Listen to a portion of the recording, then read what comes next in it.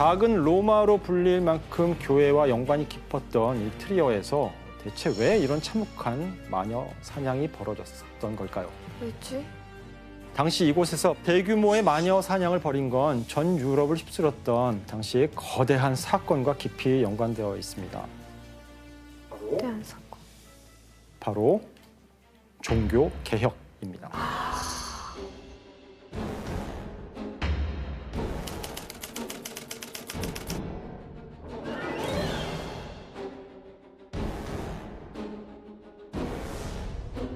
종교개혁에 불을 붙인 건 1517년 독일의 신학자였던 마틴 루터였습니다. 이즈음의 교황은 자신의 권위를 드높이기 위해서 바티칸에 아름답고 화려한 성당을 짓기로 결정했는데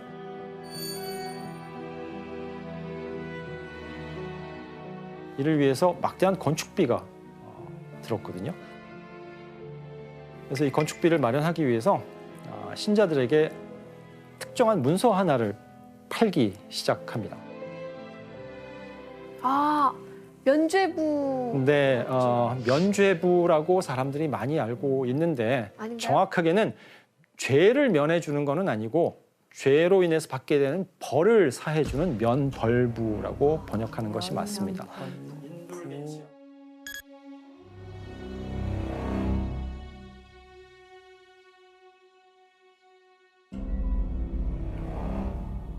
돈으로 해결하는 거죠.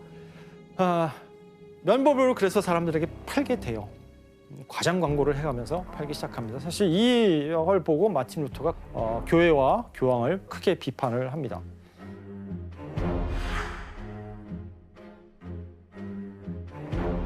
잘했네. 교회와 교황을 비판하면서 면벌부가 아니더라도 모든 사람이 스스로 성경을 읽을 수 있고 그리고 구원을 받을 수 있다라는 주장을 파격적인 주장을 펼치게 돼요. 믿음으로 구원받을 그렇죠. 수 있다. 믿음으로 구원받을 수 있다. 사실 당시 이러한 주장은 정말로 폭탄과 같은 발언이었습니다. 왜냐하면 거의 1000년 동안 서유럽이라고 하는 세계는 기독교에 의해서 장악되어 있는 세계였거든요.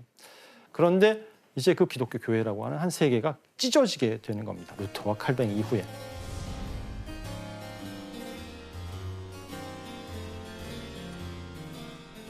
급기야 이제 루터와 칼뱅을 따르는 이들은 기존의 카톨릭 교회에서 벗어나서 새로운 교회를 만들게 되는데 그것이 바로 개신교라고 부르는 교회입니다.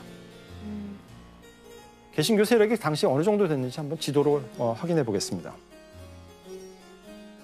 독일에서 시작된 루터의 교리는 이제 독일 남부지방, 동부지방, 그 다음에 저 위에 북유럽 지방으로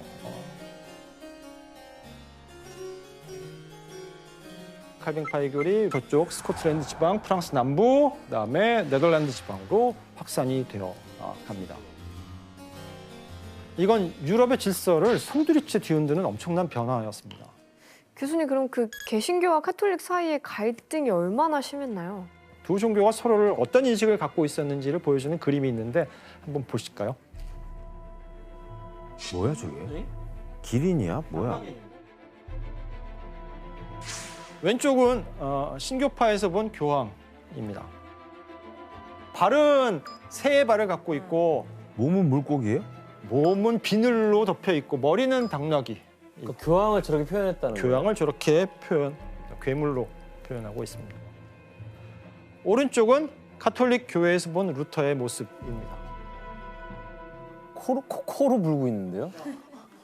악마가 조종하는 거네. 그렇죠. 루터의 얼굴이고 그리고 루터의 코에 달린 이 나팔 같은 걸 통해서 악마의 이야기를 지금 루터의 입을 통해서 전달하고 있다라고 묘사하고 있습니다. 진짜 와 대박이다. 이 구교와 신교의 갈등은 갈수록 격해져서 결국 유럽을 전쟁의 소용돌이로 몰아넣게 되는데 바로 종교 전쟁입니다.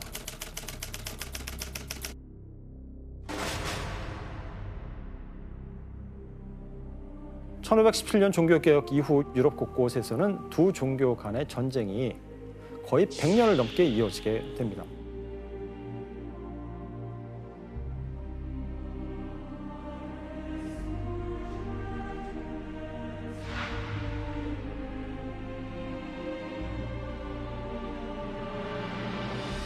에이구 참. 교수님 그러면 이 개신교와 가톨릭 사이의 네. 종교 전쟁이 마녀 사냥과 또 영향이 있나요? 아이러니하게도 유럽에서 마녀를 가장 맹렬하게 박해한 시기는 바로 이 구교와 신교, 가톨릭 교파와 개신교파 사이의 전쟁이 벌어졌던 때였습니다. 와. 대체 왜 그랬을까요?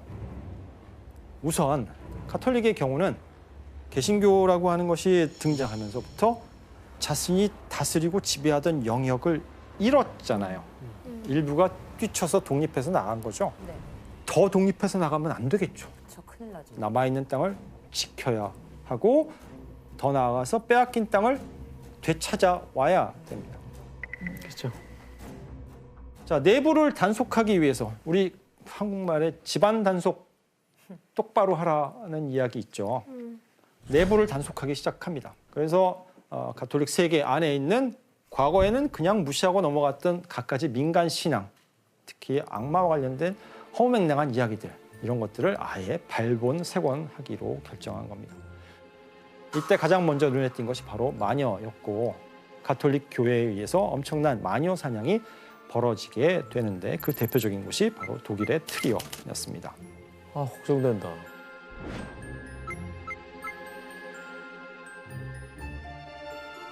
특히 트리어는 신성 로마 제국 내에서 가톨릭의 3대 중심지로 종교적으로 대단히 중요한 곳이었습니다.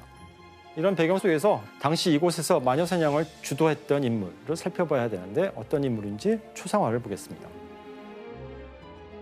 요한 폰 쉐넨베르크라는 주교인자 성직자입니다. 쉐넨베르크 대주교는 자신의 땅에서 죄를 말끔히 지우는 것을 신성한 사명으로 여겼습니다. 그래서 여기에 져야 되는 죄인들을 모조리 다 없애고자 했습니다. 아휴, 아하. 이런 대주교의 의지는 막강한 영향력을 발휘했는데, 왜냐하면 트리어는 교황이 임명한 대주교가 그 지역의 영주의 역할까지 함께 맡아서 다스리던 곳이었기 때문입니다.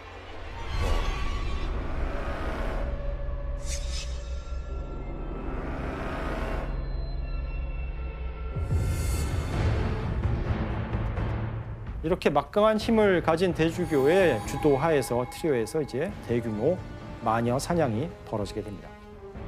그 결과 약 22개에 달하는 마을에서 370여 명의 사람들이 산채로 마녀라는 죄목으로 화형에 처해졌습니다. 그런데 이런 일이 과연 대주교의 의지만으로 가능했느냐? 여기엔 대주교의 주장에 동조하는 여러 지식인, 트리오의 엘리트들, 법률가들이 적극적으로 참여하게 됩니다. 의심스러운 사람들은 체포하고 재판에 넘기죠. 심지어는 마을 사람들은 마녀를 모조리 잡아 없애겠다라고 이제 자체적으로 긴급위원회를 조직하고 활동하기 시작했습니다. 가장 큰 이유는 마녀 재판이 가장 극심할 때 벌어지는 일이 바로 아이들을 증인으로 내세워서 마녀를 고발하는 겁니다.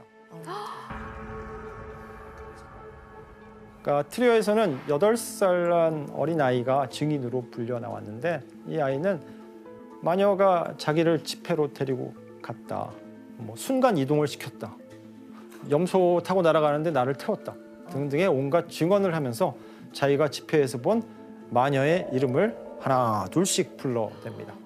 아는 사람 이름들을 줄줄줄 불어대는 거죠. 와, 그거를 고지고대로 믿는다고. 그런데 이 광기가 순식간에 확산되면서 마녀로 끌려오는 사람들의 신분이 좀 다양해지기 시작합니다. 아이고. 귀족, 엘리트, 부유층, 계층을 가리지 않고 마녀로 몰리기 시작합니다.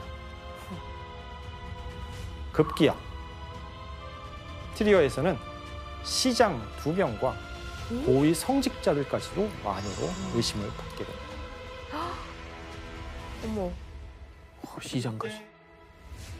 이때 마녀로 트리어에서 처형된 370명 중에 3분의 1에 해당하는 108명가량은 신분이 귀족이거나 아니면 정부, 시행정부에서 자리를 갖고 있는 그런 사람들이었습니다.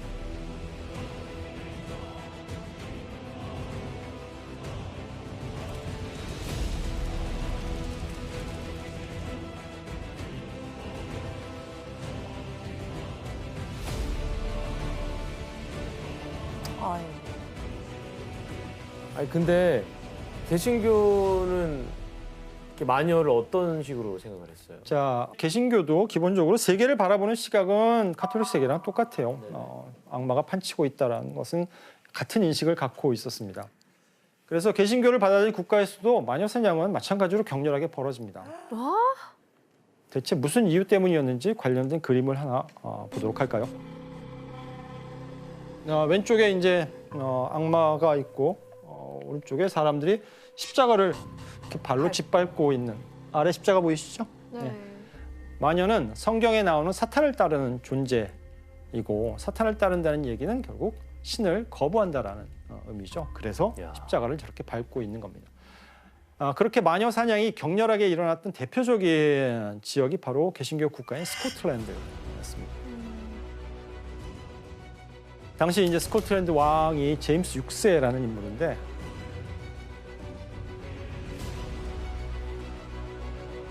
개신교는 제임스 6세에게 협조해서 마녀 재판을 관할하기도 하고,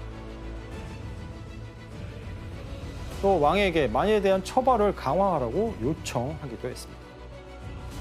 그래서 이 시기 스코틀랜드에서는 약 3,000여 명의 마녀가 처형되었다라고 기록되고 있습니다. 아우 끔찍해라.